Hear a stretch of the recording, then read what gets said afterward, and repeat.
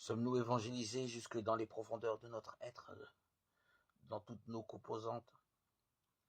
La bonne nouvelle, le message de vie du Christ, ont-ils atteint nos pulsions les plus profondes, nos difficultés les plus enfuies et les plus aiguës, nos instincts de mort, de destruction et d'autodestruction? Sommes-nous disposés à vivre ce retournement complet, cette imprégnation d'une sève nouvelle qui va nous faire sortir de la mort et entrer dans la vie, dans une relation renouvelée à nous-mêmes, à Dieu, à l'autre, dans le royaume? Nous ne sommes jamais passifs devant notre histoire, même s'il y a eu refoulement. Notre histoire ne peut être changée, mais par contre changer les conséquences de notre passé sur notre présent est possible. Elle peut être un lieu d'enfermement, d'angoisse, de honte, ou devenir un tremplin, un moteur pour une vie qui va partir de ce que nous sommes à partir de notre vécu. Bien souvent, un événement va être révélateur d'une de nos failles. Si l'une des blessures de notre histoire a été mal vécue, la réaction risque d'être disproportionnée à la gravité de l'événement. Nous pouvons être profondément perturbés. Colère qui gronde ou explose, haine tenace, sentiment d'angoisse, de jalousie, de peur, blocage face à l'autre, impression de ne pouvoir en sortir, d'être lié. En outre, nous répétons souvent le même processus sous des formes différentes. En fait, nous reproduisons notre mal pour trouver une issue autre que celle déjà vécue.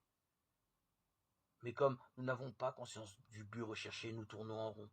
Notre liberté peut être aliénée, notre identité abîmée ou en friche, notre affectivité exagérément dépendante de l'autre. Notre personnalité peut être encore soumise à l'emprise de l'autre, mélangée à lui, incapable de recevoir l'amour de Dieu, de vivre un amour vrai. Dans ces états sont autant d'informations qui constituent les signaux d'alarme et révèlent que nous ne sommes pas réellement évangélisés dans nos profondeurs. Que faire? En général, nous prions pour être guéris des symptômes du mal. Mais les problèmes de fond demeurent. Nous pensons alors manquer de foi et cédons au découragement et à l'épuisement. Il est parfois nécessaire d'entreprendre une analyse ou une psychothérapie avec quelqu'un de compétent. Il ne s'agit en aucun cas de se lancer dans des psychothérapies sauvages. Mais bien entendu, ce trajet ne doit pas être systématisé.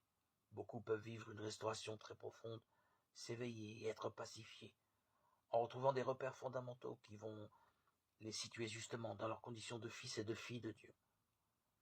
En entrant dans une réelle compréhension de la parole de Dieu, des grandes lois de vie en prenant soin de nos trois comportements, le corps, l'âme ou la psyché, c'est-à-dire les sentiments, les émotions, les affects, l'esprit ou le cœur profond, et en les remettant en ordre, en permettant à l'esprit de les vivifier en Christ, de les habiter, en ouvrant à la lumière de Dieu l'intégralité de notre histoire, nous sortirons du morcellement intérieur et notre vie retrouvera un sens. Ce chemin est simple, à la portée de tous. Deutéronome 30, 11, 14.